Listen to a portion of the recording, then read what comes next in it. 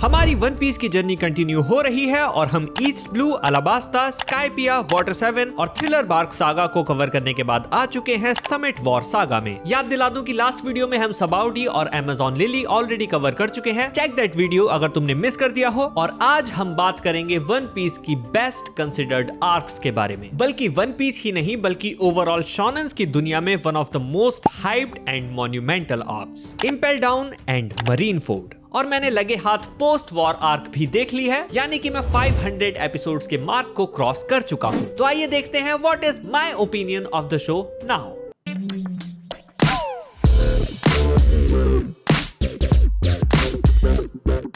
तो last arc में Luffy Hancock पर अपना जादू चलाकर उसके साथ साथ निकल पड़ा था इम्पेल डाउन के लिए। इम्पेल डाउन एक जेल है जहां पर वन पीस की दुनिया के सबसे टेरिफाइंग प्रिजनर्स को रखा जाता है। ये काम बेल्ट में है और टेराई करंट से जो ट्रायंगल बनता है उसके एक एंड पर है, बाकी के दो एंड्स पर हैं एनीज लॉबी और Marineford. Now as an arc Impel Down primarily एक प्रिजन ब्रेक स्टोरी है। कंसेप्चुअली चीज काफी इंटरेस्टिंग है। Prison break can create amazing kind of stories. Daredevil में मेरा वन ऑफ द फेवरेट एक प्रिजन ब्रेक एपिसोड है। इसमें बहुत सारी अपॉर्चुनिटीज मिलती हैं कैओस क्रिएट करने और कैरेक्टर्स को थ्रेटनिंग सिचुएशंस में डालने के लिए। यहाँ वो एक टाइट सिक्योरिटी एरिया में है, पुलिस से घिरे हुए हैं, तुमको कहीं भी लॉक किया जा सकता है और सिर्फ पुलिस ही नहीं वहाँ के इनमेट्स भी तुम्हारे लिए थ्रेट हैं। And honestly prison break sounds like a really good idea to have in One Piece. लेकिन मेरे लिए इस आर्क का एक्सपीरियंस उतना अच्छा नहीं था जितना होना चाहिए था, जिसके प्राइमरीली दो रीजंस हैं। पहला ये कि मरीन फोर्ट के लिए मैं कुछ ज्यादा ही एक्साइटेड था कि भाई अब तो वॉर देखने मिलेगी, अब लड़ेंगे बिग शॉट्स, अब होगा कुछ बड़ा, या शायद नहीं। बट फिर बीच में मुझे एक प्रिजन ब्रेक आर्क देखनी पड़ रही थी जो ऑलमोस्ट उतनी ही बड़ी है जितनी मरीन फोर्ट। तो मेरा पेशेंस जवाब दे रहा था कि यार थोड़ा छोटा हो सकता था। दूसरा रीजन ये है कि आई न्यू द आउटकम। एक प्रिजन ब्रेक स्टोरी का सबसे इंटरेस्टिंग फैक्टर होता है उसका आउटकम। कैरेक्टर्स को एक नियर इम्पॉसिबल चीज को चेस करते हुए देखना is part of the fun. लेकिन जब तुमको आउटकम पता है कि लूफी यहाँ पर एस को नहीं बचा पाएगा, उसको मरीन फोर्ट ले जाया जाएगा और वहां पर तो मेरे लिए आधी चीज वैसे ही पॉइंटलेस हो जाती है। इन दो रीजंस की वजह से it was honestly a task for me to sit through Impel Down. लेकिन ऐसा नहीं है कि इसमें कुछ भी अच्छा नहीं था या मुझे कुछ भी अच्छा नहीं लगा। मैं बस तुमको एक जनरल आइडिया दे रहा हूँ क्योंकि मैं जानता हूँ कि ये वन पीस की one of the best arcs में से एक मानी जाती है।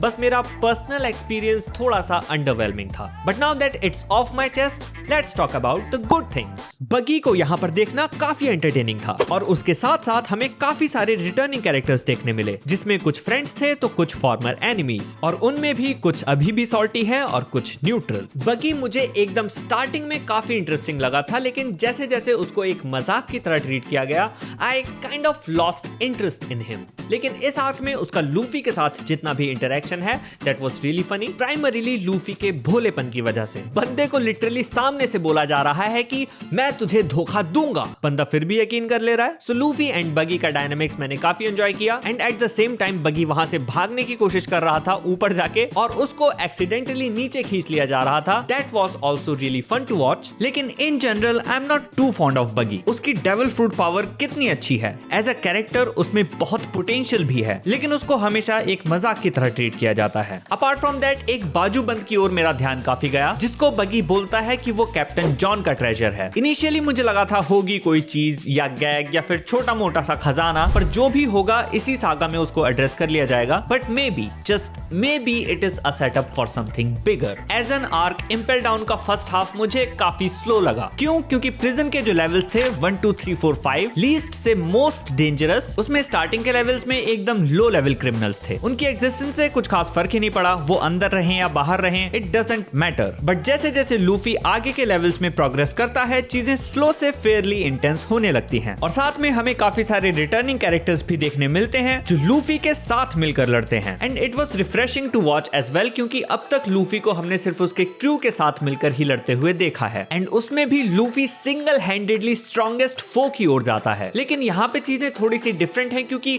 वो यहाँ पर किसी को हराने नहीं आया है। उसका प्राइमरी ऑब्जेक्टिव किसी फाइनल बॉस को टेक डाउन करना नहीं है, उसको सिर्फ जल्द से जल्द एस तक पहुंचना है, which changes a lot of things. He teams up with these former foes and friends and fight these challenges in his way, जिसमें काफी इंटरेस्टिंग डायनेमिक्स देखने मिलता है। लिटरली एक सीन था जहां सब लोग एक चीज का क्रेडिट ले रहे होते हैं और मिस्टर 3 भी लेने की कोशिश करता है, पर मिड सेंटेंस रियलाइज करता है कि ना, मे बी मेरी वैक्स पावर्स इस हीट में उतनी इफेक्टिव नहीं थी। इस आर्क में हमको नेवी की साइड से भी कुछ कैरेक्टर्स इंट्रोड्यूस किए जाते हैं, जिसमें पहला कैरेक्टर वो है जिसने ऑनेस्टली मुझे सबसे ज्यादा इंप्रेस किया, इंपेल डाउन का वार्डन मागेलान या मजेलान, हाउएवर यू प्रोनाउंस दैट। उसकी एबिलिटी ब्रोकन है, सिर्फ इसलिए नहीं कि वो ओवरपावर्ड है, बल्कि इसलिए कि वो उसके खुद के लिए भी प्रॉब्लम है। बंदे को कमोड साथ में लेके चलना पड़ता है। बंदे की आधी जिंदगी हकते हकते निकल गई है। बंदे का रूटीन है ईट पूप रिपीट। ऐसा फन फैक्ट, उसको मूतने की भी जरूरत नहीं पड़ती क्योंकि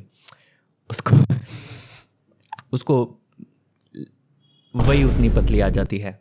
एनीवे, सेकंड कैरेक्टर है मिस्टर फैरो। मुझे नाम याद नहीं रहते तो मैं कैरेक्टर्स इसी तरह याद रखता हूँ। इसका पूरा कैरेक्टर है कि या तो कुछ गड़बड़ होने मत दो, या फिर हो जाए तो पूरा इल्जाम वार्डन पे डाल दो। ये वो जूनियर है जो तुम्हारी पोजीशन खाने के लिए हर मोमेंट पे रेडी है, बस मौका मिलना चाहिए। And the third one is the girl. क्यों किया मैंने ये? उसकी पूरी पर्सनैलिटी है ऐसी वियर्ड आवाजें निकालना, and I love it. Anyways, मैं सबसे ज्यादा इंट्रिग्ड मागेलान से ही था। उसकी डेविल फ्रूट पावर है poison and it is kind of an overpowered ability. मतलब जिसे भी उससे फाइट करना है उसे मागेलान को बिना टच किए फाइट करना होगा। यानी कि वो डेविल फ्रूट यूजर्स जो एक डिस्टेंस से फाइट कर सकते हैं, majorly I guess logia types, वो तो उससे आसानी से फाइट कर सकते हैं। लेकिन लूफी जैसे फाइटर्स जिनका फाइटिंग स्टाइल प्राइमरीली फिजिकल है, लाइक पंचेस एंड किक्स, उनके लिए ये काफी बड़ी प्रॉब्लम है। लूफी बिना छुए कैसे लड़ेगा? और ऊपर से मागेलान वार्डन है दुनिया की सबसे खतरनाक जेल का। ऐसे ही तो बना नहीं होगा। डेविल फ्रूट पावर्स के साथ साथ उसकी खुद की भी कुछ कैपेबिलिटी और क्रेडिबिलिटी है, तो लूफी कोशिश तो पूरी करता है लेकिन बड़ी बुरी तरह से हारता है। लेकिन मैं सिर्फ इस चीज से इंप्रेस नहीं था कि मागेलान ने हमारे प्रोटैगनिस्ट को हराया है। उसकी डेविल फ्रूट एबिलिटी तो उसको ऑलरेडी लूफी पर एडवांटेज देती ही है। इंप्रेस मैं तब हुआ जब ब्लैक बियर्ड पायरेट्स वहां पर आ जाते हैं और मागेलान एक सिंगल अटैक से उन सबको हरा देता है। One single hit, like what? या तो मागेलान कुछ ज्यादा ही ओपी था या फिर ब्लैक बियर्ड पायरेट्स हैं ही, क्योंकि अगर तुम अकेले ब्लैक बियर्ड को भी लो तो बंदे की devil fruit ability mad crazy है। बंदे ने एस को हराया था और यहाँ तुरंत ढेर हो गया। वेल, शायद लक भी कह सकते हो या फिर ब्लैक बियर्ड की अनअवेयरनेस, बट सीरियसली मागेलान के लिए थोड़ी थोड़ी रिस्पेक्ट आ गई। और यहाँ पर मेरे मन में एक क्वेश्चन ये भी आया कि ब्लैक बियर्ड ने एस को हराया, वॉरलॉर्ड का टाइटल लिया, तो अब ऐसी चीज क्यों कर रहा है जिससे उसका वॉरलॉर्ड का टाइटल छिन सकता है? वेल, आंसर हमें मिला, काफी अच्छे से मिला, बट उस पर हम बाद में आएंगे। पहले हम लूफी पर आते हैं। लूफी अभी एक नियर डेथ सिचुएशन में है और ऑल्दो हम जानते हैं कि वो मरेगा नहीं, बट एक पॉइंट पर थोड़ी सी चिंता तो होने लगी थी। बट थैंक्स टू मिस्टर 2 जिसने सच्चे भाई की तरह लूफी का साथ दिया और उसको इवानकॉव के पास लेकर गया। और यहाँ मैं क्विकली अप्रिशिएट करना चाहूंगा वन पीस के इस ट्रेट को कि वो छोटी छोटी चीजों को कैसे बिल्डअप देता है। एक किस्से कहानी की तरह ये बात दिमाग में डालना कि कैदी गायब होते हैं, कुछ तो मिस्टीरियस होता है, और फिर ये प्रिजन के अंदर एक सीक्रेट मस्ती ग्रुप। इससे जो भी स्टोरीज उड़ रही थी उनको सच में बदलने के साथ साथ उनको एक नया टर्न भी दे दिया जाता है। And I really appreciate these small things about One Piece. आगे आते हैं इवानकॉव पर। वो भी एक डेविल फ्रूट यूजर है और उसकी एबिलिटी है हार्मोन्स प्रोड्यूस करना। अब ये मत बोलना कि तुम भी इस एबिलिटी के साथ पैदा हुए थे, क्योंकि वो उसको कंट्रोल कर सकता है, तुम्हारी तरह नहीं पड़ गए प्यार में। और वो उन हार्मोन्स को खुद पर यूज करने के साथ साथ दूसरों पर भी यूज कर सकता है। इससे वो लोगों को ट्रीट भी कर सकता है और उससे कहीं ज्यादा भी कर सकता है। इवानकॉव भाई, वो एक डोसेज मेरे होमी को भी लग जाती तो।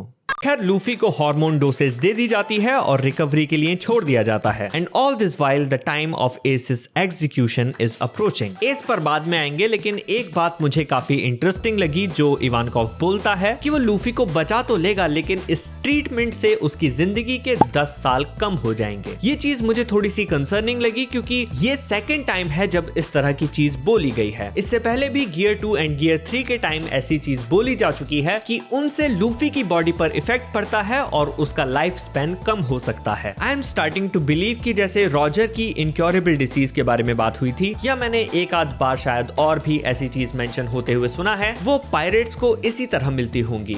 Bye wearing their bodies out. Even white beard को भी देख लो, मेडिकल सपोर्ट पे है। So there is a high chance कि जिस तरह से लूफी अपनी बॉडी को पुश कर रहा है, फ्यूचर में वो भी कहीं ना कहीं ऐसी सिमिलर सिचुएशन में एंड अप हो सकता है। खैर, ठीक होने के बाद लूफी वापस जल्दी से एस तक पहुंचने की कोशिश करता है, पर एस को ऑलरेडी लास्ट लेवल से ले जाया जा चुका है। वहां पर लूफी की मुलाकात होती है जिनबे से, जो मुझे पता है कि आगे चलकर उसके क्रू का मेंबर बनने वाला है, और हमें वापस से क्रोकोडाइल भी देखने के लिए मिलता है। एंड ओ बॉय, मुझे लगा था कि वो इस समय बिल्कुल फुल रिवेंज वाले मोड पर होगा, but he is quite chill, he has moved on and not gonna lie, He's so cool. So they work together to make it out of the prison. अब उन्हें वापस से क्लाइंब करके ऊपर जाना है, और अब भी उनका ऑब्जेक्टिव यही है, एस को ले जाने से पहले रेस्क्यू करना। एंड यहाँ भी गॉड डैम मागेलान अकेले ही सब पर भारी पड़ रहा है। सबकी कंबाइंड स्ट्रेंथ भी उसको रोकने के लिए काफी नहीं है। एंड माइंड यू, यहाँ अभी 2 फॉर्मर वॉरलॉर्ड्स हैं,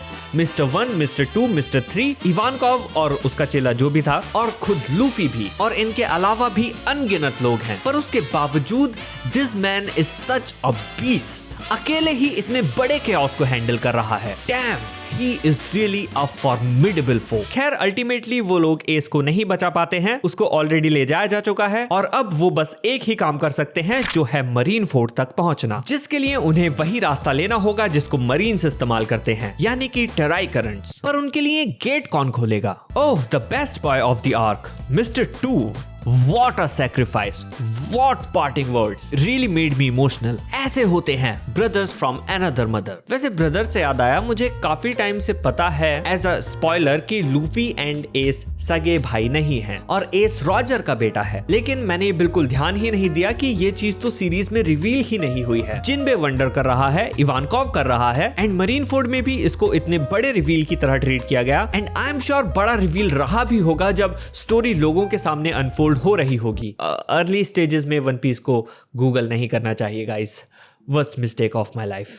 एक लास्ट चीज मैं और मेंशन करना चाहूंगा कि इम्पेल डाउन से ही मुझे ये दिखने लगा था कि लूफी फ्रेंड्स बनाने में नेचुरली कितना अच्छा है। He is free spirited, he puts trust in people around him and in his friends, और वो ये चीज एकदम साफ दिल से करता है, बिना किसी अल्टीरियर मोटिव के। इसलिए दूसरे भी सेम अमाउंट ऑफ ट्रस्ट उसमें दिखा पाते हैं। मरीन फोर्ड में जाकर तो व्हाइट बियर्ड और जिनबे इस चीज को काफी एक्सप्लिसिटली कह देते हैं, and I believe this is one of the things that he has in common with Rogers भी अकेले सबसे पावरफुल नहीं था।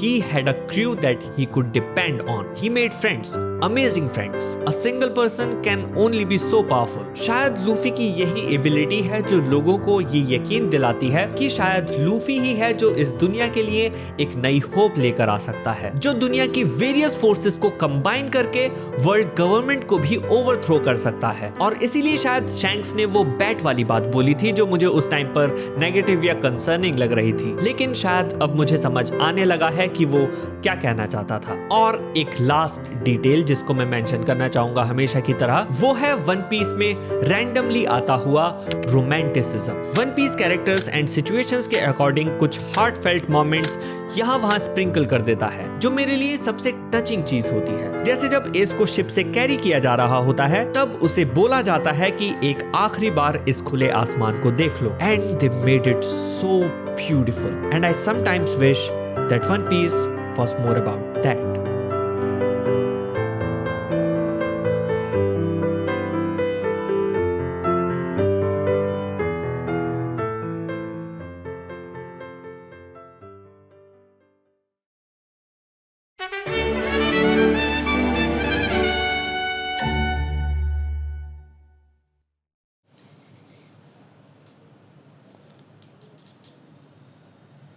हाँ, अगले दिन रिकॉर्डिंग हो रही है क्योंकि इतनी बड़ी वीडियो एक दिन में तो रिकॉर्ड होने से रही। अब मैं उस आर्क के बारे में बात करने वाला हूं जिसको देखने के लिए मैं भी उतना ही एक्साइटेड था जितना तुम उस पर मेरा रिएक्शन देखने के लिए हो। वन पीस भी इसको एक स्पेक्टेकल की तरह ट्रीट करता है। हमको कॉमन लोगों का पीओवी दिखाया जाता है कि वो क्या सोच रहे हैं, क्या विश कर रहे हैं, और दुनिया तक यहाँ की इंफॉर्मेशन कैसे पहुंच रही है। ये बैटल इतनी बड़ी है कि इसके आउटकम से कॉमन लोगों की जिंदगी पर भी फर्क पड़ेगा। A battle that will decide who holds the ultimate power. And oh boy, it didn't disappoint one bit.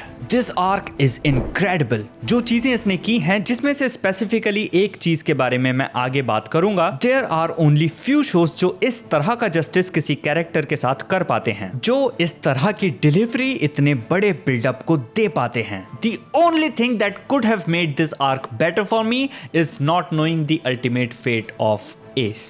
क्योंकि जिसको नहीं पता है वो ये चीज कभी एक्सपेक्ट नहीं करेगा। वन पीस इससे पहले एक ऐसा शो रहा है जहां कैरेक्टर्स ऑलमोस्ट बिना कॉन्सिक्वेंसेस के ही सिचुएशंस से निकल जाते हैं, चाहे वो कैसा भी डेंजर फेस कर रहे हों। लेकिन इस बार ओडा ने बोला fuck it, let's go all in. ये वॉर है, strongest of the marines and strongest of the pirates की। अगर यहाँ भी कॉन्सिक्वेंसेस नहीं होंगे तो कहाँ होंगे। सबसे पहले होती है व्हाइट बियर्ड की दमदार एंट्री, जो अपनी कोटेड शिप्स के साथ मरीन फोर्ड में एकदम से सबके सामने प्रकट हो जाता है। यहाँ मैं एक चीज को क्वेश्चन करना चाहूंगा कि ये जो शिप कोटिंग वाली चीज है, ये हमारे लिए तो स्टिल फ्रेश है, लेकिन मरीन्स को तो इसके लिए प्रिपेयर्ड होना चाहिए था। उनको तो एक्सपेक्टेड होना चाहिए कि ये भी एक पॉसिबिलिटी है। आई मीन, ये कैसा डिफेंस है जो एक नोन चीज को ही कंसिडर नहीं कर रहा है। खैर, व्हाइट बियर्ड आते ही अपनी डेविल फ्रूट पावर्स का यूज करता है and I guess this is the first time when we see him use them. बंदा हाथ ऐसे हवा में लेता है और जैसे हवा को चीर देता है। ये पावर थी अर्थक्वेक लाने की and it is seriously so overpowered. वो सुनामी ला सकता है, पूरे के पूरे आइलैंड्स को तबाह कर सकता है, और अगर उसे यहाँ पर अपने क्रू की चिंता ना करनी हो तो वो पूरा मरीन फोर्ड भी डुबा सकता है। और उसका क्रू, होली शिट, स्पेशली उसके डिवीजन कमांडर्स। व्हाइट बियर्ड को उन पर इतना ट्रस्ट है कि वो स्टार्टिंग में तो अपनी जगह से हिलता भी नहीं है। व्हाइट बियर्ड पर पहला डायरेक्ट अटैक लॉन्च करता है मीहॉक, जिसे third division commander diamond Joju न सिर्फ ब्लॉक करता है बल्कि डिफ्लेक्ट भी कर देता है। I believe this is the first time जब हम किसी को मीहॉक का अटैक रोकते हुए देख रहे हैं। और वो अकेला नहीं है, बाकी डिवीजन कमांडर्स भी अमेजिंग है, लाइक मार्को, जो किजारू जैसे अनस्टॉपेबल बीस्ट के अटैक्स को रोकता है। ऑनेस्टली मुझे तो ये फील होना भी बंद हो गया था कि लूफी और उसकी स्क्वाड कहां पर है और कब आएगी। जिस पूरी स्क्वाड पर मागेलान अकेले भारी पड़ रहा था, वो यहाँ पर क्या कर पाएगी। All of this had such intensity कि अब मुझे इनको ही देखने में ज्यादा इंटरेस्ट था। और स्टार्टिंग में तो काफी टाइम तक हमको लूफी देखने भी नहीं मिलता है। ओडा जस्ट डिसाइडेड कि आओ लोगों को बहुत सारे नए कैरेक्टर से मिलवाते हैं और उनको पहले से एस्टेब्लिश्ड मोस्ट पावरफुल फाइटर्स से लड़वाते हैं। And he made it work in the middle of the series. That is some confident writing and a very good use of the established power hierarchy. यहाँ इतने सारे कैरेक्टर्स थे जिनके कई अलग अलग तरह के गोल्स हैं। कुछ के खुद के पर्सनल एजेंडाज हैं, तो कुछ को सिर्फ कैओस चाहिए, और कुछ जस्टिस एंड ड्यूटी से भी बंधे हुए हैं। पर यहाँ ये सब सिर्फ एक इंसान की वजह से हैं, और वो है Ace. Oda knew what he was doing with Ace. उनको पहले से क्लियर था कि एस इस आर्क को सरवाइव नहीं करेगा, और ये भी कि वो इस पूरी पजल में कितना फिटिंग पीस है। वो हमारे मेन प्रोटैगनिस्ट के लिए तो इंपॉर्टेंट है ही, लेकिन उसके साथ साथ उससे कितने सारे कैरेक्टर्स अटैच्ड हैं, मरीन्स और पायरेट्स दोनों के एंड से। गार्प के लिए ये कितनी दुविधा भरी सिचुएशन है, जहां वो एक तरफ नेवी के जस्टिस में विश्वास रखता है और पायरेट्स सोसाइटी के लिए डिसरप्शन है, खतरा है ये मानता है, बट ऐसा ही एक पायरेट उसका ग्रैंडसन है जिसे एग्जीक्यूट किया जाने वाला है। अब ना तो वो पूरे मन से नेवी के लिए लड़ सकता है और ना ही अपने उसूलों के खिलाफ जाकर एस को बचा सकता है। He just decides to sit and watch। वो ड्यूटी के लिए पायरेट्स के रास्ते में आने की कोशिश तो करता है, बट इन द एंड उसके अंदर का प्यार उसे ऐसा नहीं करने देता।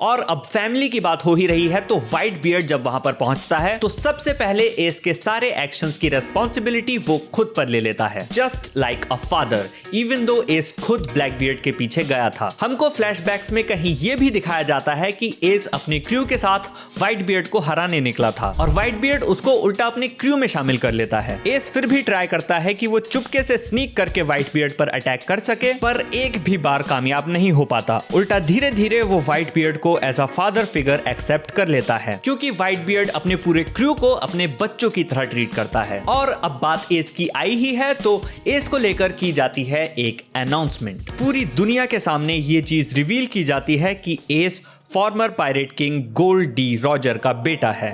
You're a true father. Is Gold Roger, the king of the pirates.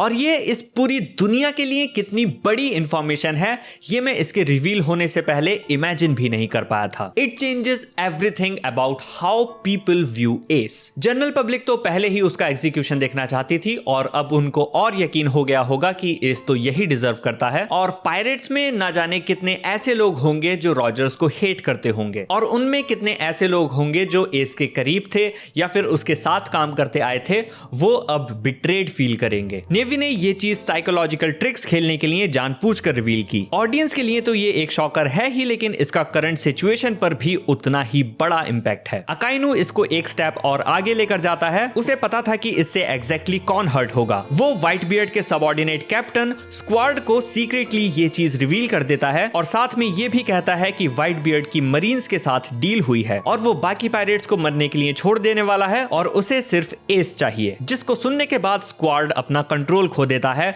और व्हाइट बियर्ड को जाकर स्टैब कर देता है।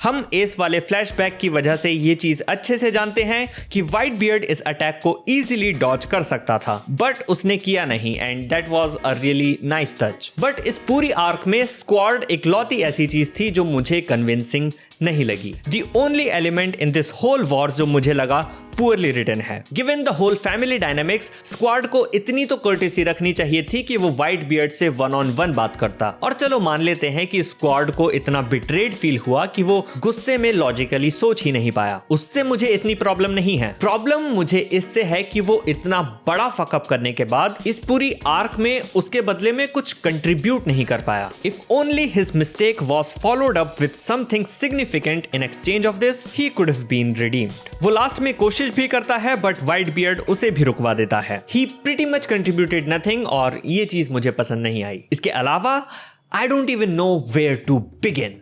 It is one big chaos. It is war. कोई भी किसी से भी लड़ रहा है। There is son of oars for God sake, जिसको वो मार के गिरा देते हैं यार।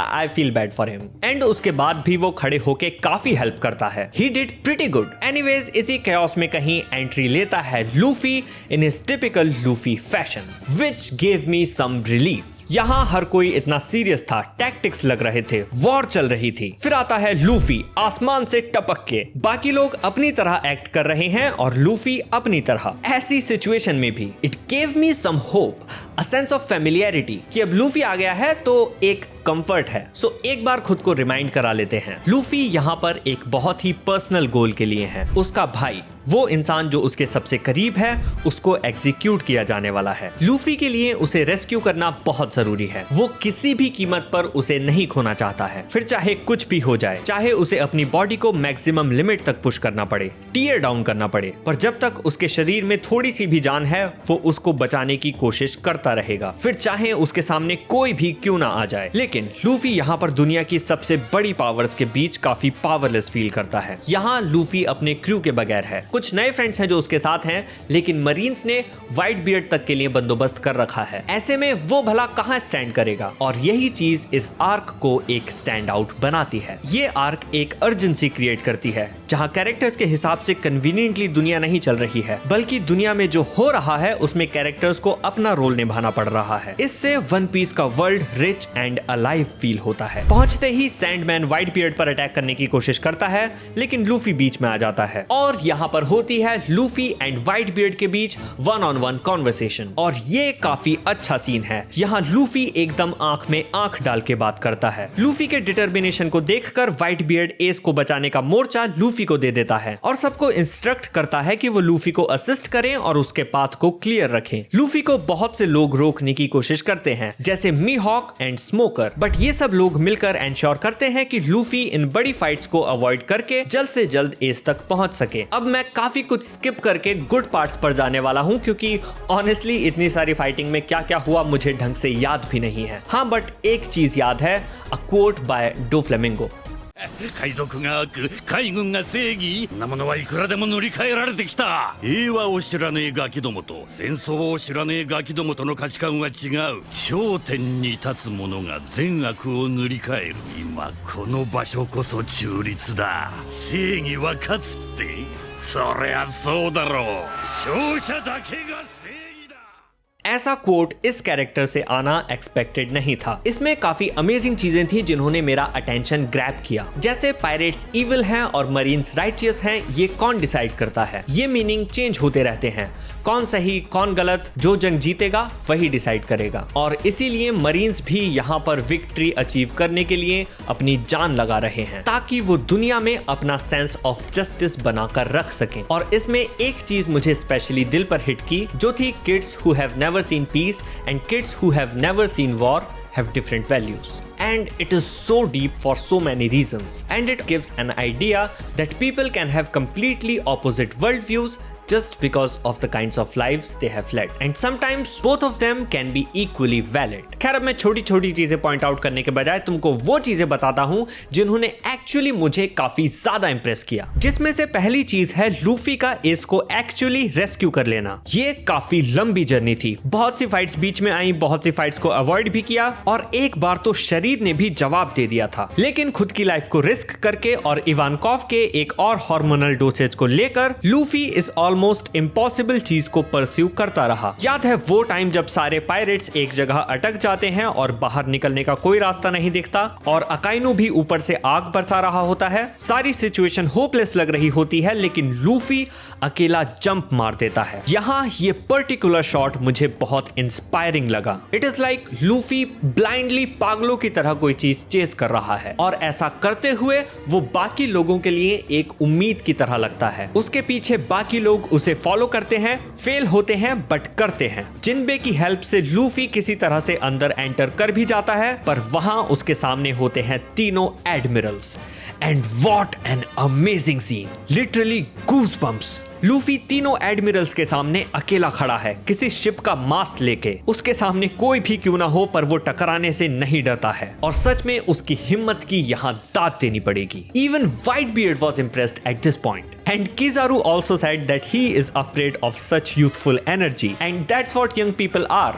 Fools with a lot of energy. और आगे चल के किजारू ये चीज कहता भी है कि लूफी के पास सिर्फ हिम्मत है, पावर नहीं, और बिना पावर के वो एस को नहीं बचा सकता। लेकिन लूफी सीक्रेटली एक पावर भी लेके बैठा है जो यहाँ पर सबके सामने आती है, कॉन्करर्स हाकी, जो कि स्ट्रॉन्गेस्ट टाइप ऑफ हाकी है। मुझे हाकी के बारे में अभी भी उतना नहीं पता है, तो मैं ज्यादा डिटेल में नहीं जाऊंगा। आगे बढ़ते हैं। लूफी के रास्ते में कोबी भी आता है और गार्प भी, जो थोड़ा हेजिटेट भी करता है बिकॉज ऑफ हिज इमोशंस, लेकिन लूफी किसी के भी आगे हेजिटेट नहीं करता है और सीधा पहुंचता है एस तक। हैंकॉक की दी हुई चाबी डिस्ट्रॉय हो जाती है, लेकिन किस्मत से वहां मौजूद होता है mister 3। He makes the key and S is rescued in the old but epic Luffy fashion.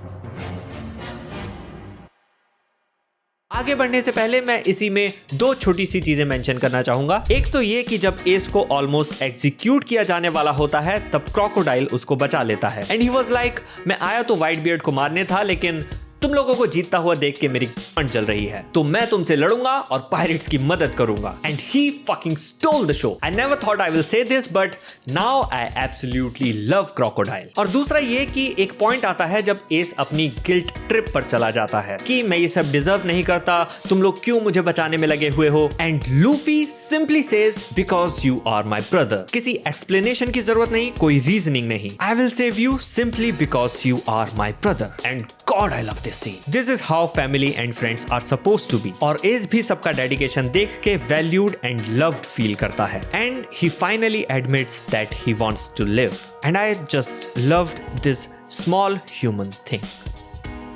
जब लूफी फाइनली एस को फ्री कर लेता है और एस भी एक बैंग के साथ रिटर्न करता है, at that point I almost jumped with Joy and hype because this was such a long struggle. एक छोटा सा शाउट आउट मैं यहाँ पर एनिमेशन को भी देना चाहूंगा, जो बीच बीच में कुछ स्पेसिफिक सीन्स में जान फूक रही थी, जैसे एकदम से ग्लो अप हो गया हो। यहाँ तक तो मुझे भी यकीन होने लगा था कि अब तो एस को बचा ही लेंगे। Only if I didn't know, it must have been truly heart breaking when it first aired. Ace के रेस्क्यू हो जाने के बाद व्हाइट बियर्ड सबको रिट्रीट करने बोलता है और खुद मरीन्स को होल्ड बैक करता है, और एस भी जाने से पहले उसको उसको रिस्पेक्ट पे करता है और फादर करके एड्रेस करता है। सब लोग भागने लगते हैं लेकिन अकाइनू कुछ ना कुछ करके उन्हें फाइट करने के लिए प्रोवोक करता है, जिसमें एक जगह वो व्हाइट बियर्ड की बेइज्जती भी कर देता है और ये चीज हॉट ब्लडेड एस से सहन नहीं होती। रॉजर्स का खून है, फाइट से मुंह नहीं मोड़ पाया। ही अटैक्स अकाइनू लेकिन उसके आगे एस की पावर्स भी कमजोर हैं। एस लोगिया टाइप है तो एस का शायद एक डायरेक्ट हिट से मरना सेंस नहीं बनाता, so having him die while trying to save Luffy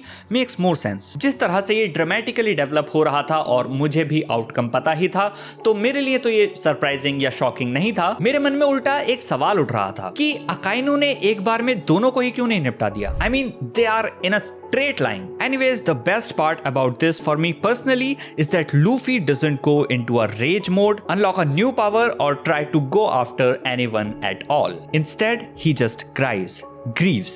There is no internal monologue of sad words either. He just goes blank, falls unconscious, because that's just how his character is. And it is something that any normal person would go through for such a monumental and personal loss. And also, I love the last words of Ace.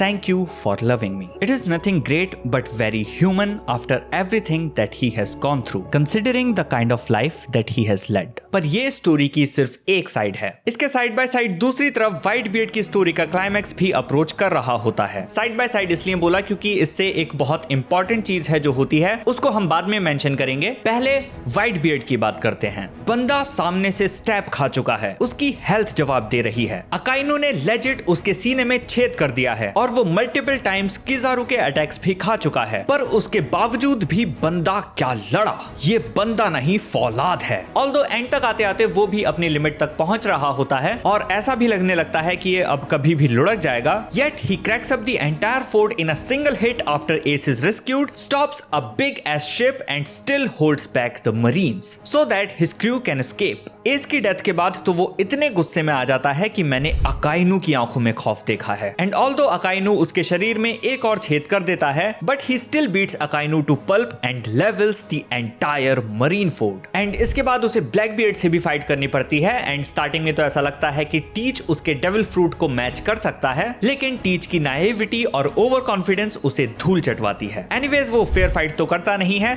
जिन कैदियों को वो इंपेल down से छुड़ा कर लाया था, उनके साथ मिलकर व्हाइट बियर्ड को गोलियों और स्वॉर्ड से भून देता है। At this point white beard के शरीर में अकाइनू के दिए हुए 2 बड़े छेद हैं, multiple sword, bullet and cannon wounds हैं। बहुत सारा ब्लड लॉस हो चुका है और व्हाइट बियर्ड का शरीर एट दिस पॉइंट जवाब दे चुका होता है, लेकिन उसकी स्पिरिट नहीं, उसके अंदर का जिगरा नहीं। White beard is a man among man. Strongest तो वो है ही, ये तो सब जानते हैं, लेकिन इस उम्र में ऐसी हालत में इतना सब होने के बाद भी ग्राउंड पर ना गिरना is really something. To die while standing with your back straight and not falling in front of your enemy is something that I have not seen in any media ever.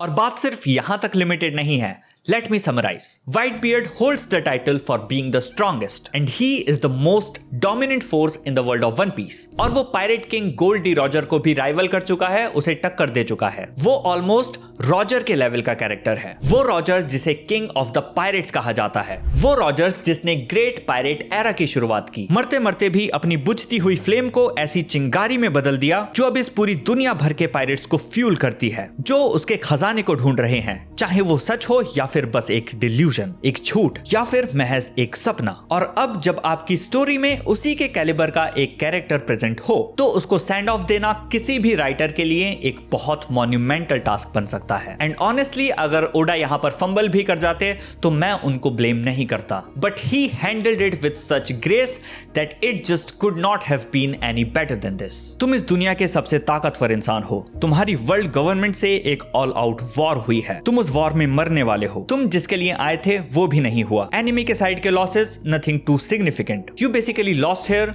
Very clearly. और अब जब ये बात दुनिया में निकलेगी तो दुनिया भर के पायरेट्स का मोरल कहां जाएगा? जो चीज उन्हें अब तक ड्राइव कर रही थी वो थोड़ी सी फीकी पड़ जाएगी। What would you do in such a situation? What will you make a character like that do in your fictional world? ये क्वेश्चन किसी के लिए भी मॉन्यूमेंटल हो सकता था, but Oda just knocked it out of the park.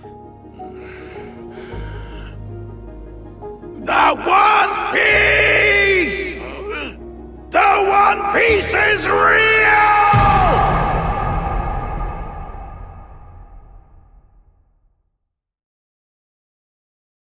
He makes him pass on the torch to the new generation. वो खुद सिर्फ एक इंसान है. Strongest or not, वो अकेला क्या क्या करेगा और हो सकता है उसकी खुद की कुछ अलग विल रही हो. रॉजर की विल को शायद कोई और कैरी करे. जनरेशन बाय जनरेशन जो फ्लेम पास ऑन हो रही है वो शायद किसी और के थ्रू उसके अंजाम तक पहुंचे, पर ये विल स्ट्रॉन्ग रहनी चाहिए. वर्ल्ड गवर्नमेंट इसको छुपाने की और दबाने की बहुत कोशिश करती आई है. जो भी वन पीस है और जो भी मिसिंग सेंचुरी का राज है, वर्ल्ड गवर्नमेंट को डर है कि अगर वो बाहर आ गया तो पूरी दुनिया का बैलेंस बिगड़ जाएगा. कुछ ऐसा होगा जिससे दुनिया पलट जाएगी. वर्ल्ड गवर्नमेंट इसको सप्रेस करने की पूरी कोशिश कर रही है. इवन मरीन फोर्ड को टेलीकास्ट करते हुए भी टैक्टिक्स खेलना, आधी इंफॉर्मेशन दिखाना, व्हाइट बियर्ड को कैसे भी हरा के ये एग्जाम्पल सेट करना कि देखो हम स्ट्रॉन्गेस्ट ऑफ द पायरेट्स को भी हरा सकते हैं और कोई भी इस जस्टिस को एस्केप नहीं कर सकता. इसके थ्रू वर्ल्ड गवर्नमेंट पायरेट्स को डिस्करेज करना चाहती है, but Whitebeard just throws it all under a bus and declares for every pirate in the world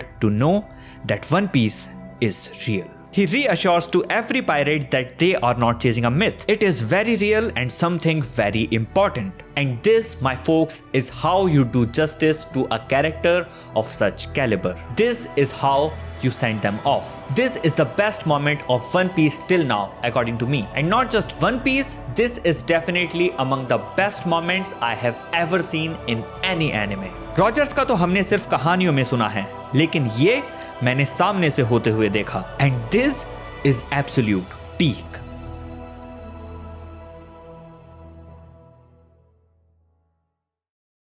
now याद है मैंने वो साइड बाय साइड वाली बात की थी. व्हाइट बियर्ड जब वन पीस के रियल होने की रीअश्योरेंस दे रहा था तब लूफी अनकॉन्शियस था. वो चीज लूफी किसी से जानना नहीं चाहता है, सुनना नहीं चाहता है, वो बस उसमें यकीन रखना चाहता है. लूफी के लिए वन पीस को फाइंड आउट करने की जर्नी अपने आप में पार्ट ऑफ द फन है. And thankfully he is not spoiled and he will still have his share of fun in this journey. अब देखो वीडियो हो चुकी है बहुत लंबी, तो मैं फटाफट रिमेनिंग चीजों को कवर करूंगा. व्हाइट बियर्ड के मरने के बाद ब्लैक बियर्ड उस पर एक पर्दा डालता है और कुछ जादू करता है. मैं देख रहा था कि भाई ये क्या चल रहा है, ये करेगा क्या. और बंदा जब जादू करके बाहर आया तो एक्चुअली जादू करके बाहर आया. उसके पास व्हाइट बियर्ड की डेविल फ्रूट पावर थी. मुझे याद तो नहीं है कि इसको कहीं क्लियरली स्टेट किया गया है या नहीं, पर हमने अब तक किसी के भी पास एक से ज्यादा डेविल फ्रूट पावर्स नहीं देखी हैं. एंड थैंक गॉड कैरेक्टर्स भी इस चीज को कंफर्म कर देते हैं कि किसी के भी पास 2 डेविल फ्रूट पावर्स नहीं हो सकती हैं. And now it is a complete mystery for everyone that how and why black beard was able to do it. He now has 2 of the most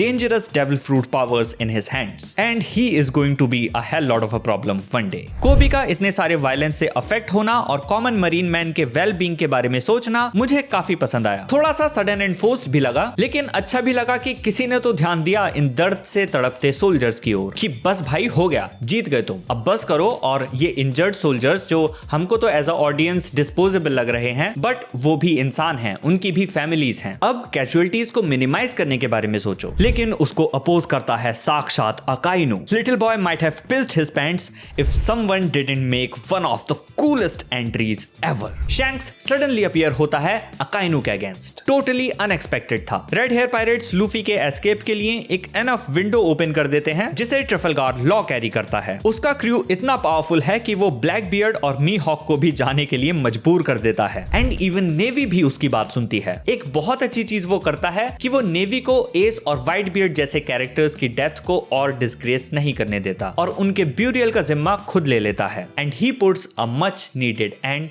to this war. उसका screen time भले ही पूरी series में 5 minute हो, but he makes it worth it. And that was the video. I know post war अभी बाकी है, but मैं इसको और नहीं खींचना चाहता. बस हो गया मेरा. पर मैं इस वीडियो को एक इंटरेस्टिंग वे में एंड करना चाहता हूं. अगर तुम चाहते हो कि मैं पोस्ट वॉर आर्क को एक सेपरेट वीडियो में कवर करूं तो इधर वाली वीडियो पे क्लिक करना, या अगर तुम मुझे सीधा नेक्स्ट आर्क पर मूव करते हुए देखना चाहते हो तो इधर वाली वीडियो पे क्लिक करना. दोनों में से जिसके ऊपर ज्यादा लाइक्स होंगे मैं उसके अकॉर्डिंग ही वीडियो बनाऊंगा. फैसला तुम्हारे हाथों में है. Go and like the videos.